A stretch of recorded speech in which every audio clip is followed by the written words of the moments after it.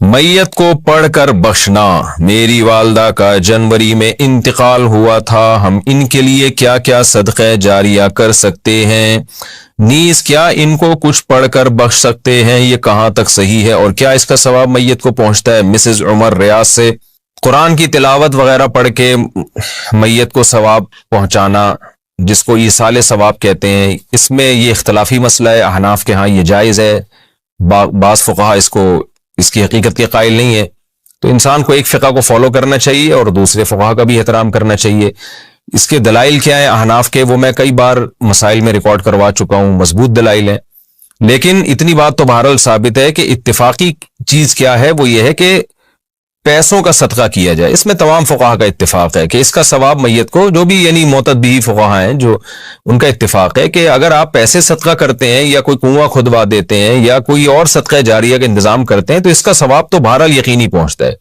اور حدیث میں بھی یہ چیز منصوص ہے۔ نبی صلی اللہ علیہ وسلم سے ایک صحابیہ نے پوچھا میں اپنی ماں کی طرف سے صدقہ کرنا چاہتی ہوں، افاتصدق عنہا ان امی توفیت عنی، میری ماں کا انتقال ہو گیا ہے، افاتصدق عنہا، کیا میں ان کی طرف سے صدقہ کروں؟ آپ نے فرمایا ہاں۔ تو اس لیے زیادہ فوکس جس چیز کو کرنا چاہیے وہ ہے پیسے صدقہ کریں اپنی والدہ کے لیے، اور کوئی مدرسہ بنا دیں، مسجد بنا دیں، یا مسجد میں تعاون کر دیں، یا مدرسے میں تعاون کر دیں، یا یتیم خانے میں تعاون کر دیں۔ اس طرح سے کوئی بھی صدقہ جاریہ ہو، یا ویسے ہی کوئی صدقہ کسی غریب کی مدد، اور دل میں نیت کر لیں کہ اس کا ثواب میری والدہ کو پہنچے، تو یہ انشاءاللہ آپ کی والدہ کو ثواب پہنچے گا۔ میں بھی دل سے دعا کرتا ہوں اللہ تعالیٰ آپ کی والدہ کی مغفرت فرمائے اور ان کے درجات کو بلند کرے۔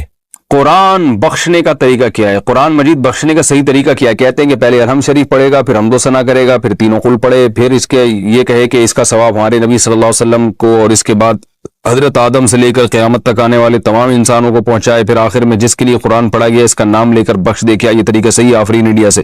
دیکھیں، قرآن بخشنے کا کوئی مخصوص طریقہ صحابہ سے ثابت نہیں ہے، صرف اتنا ثابت ہے کہ نبی صلی اللہ علیہ وسلم نے صدقہ کرنے کا حکم دیا ایک صحابیہ کو کہ وہ اپنی ماں کے لیے صدقہ کریں۔ تو اس سے علماء نے استدلال کیا کہ صدقہ بھی ایک نیکی ہے، تو کوئی بھی نیکی کسی کے لیے بھی کی جا سکتی ہے۔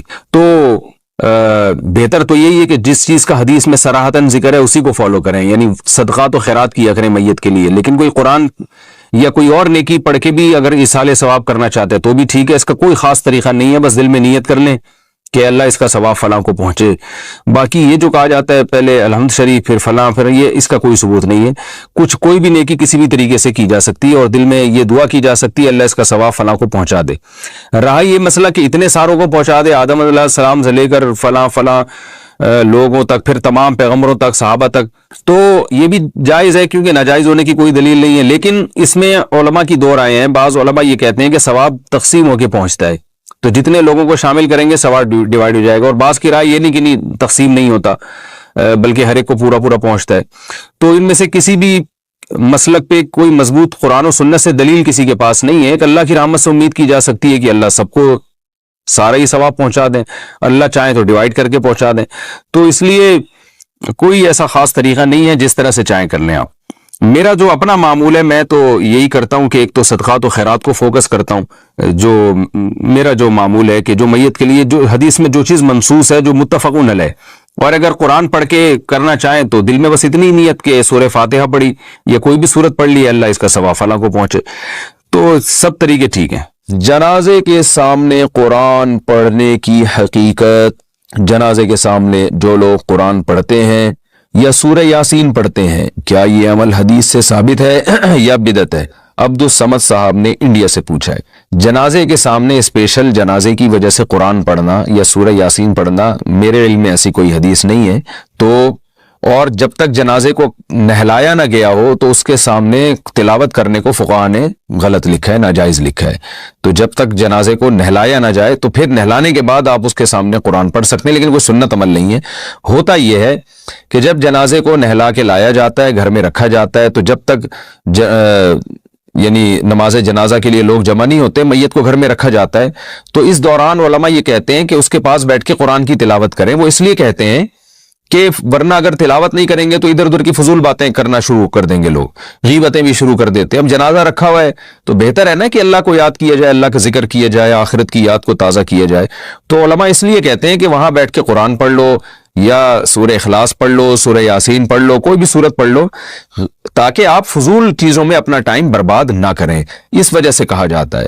اور اس میں پھر جنازے کی میت کے ایصال ثواب کی نیت بھی کی جا سکتی ہے، کیونکہ اس میں بہرحال فقہا کا اختلاف ہے کہ میت کے لیے قرآن پڑھنا جائز ہے یا نہیں ہے۔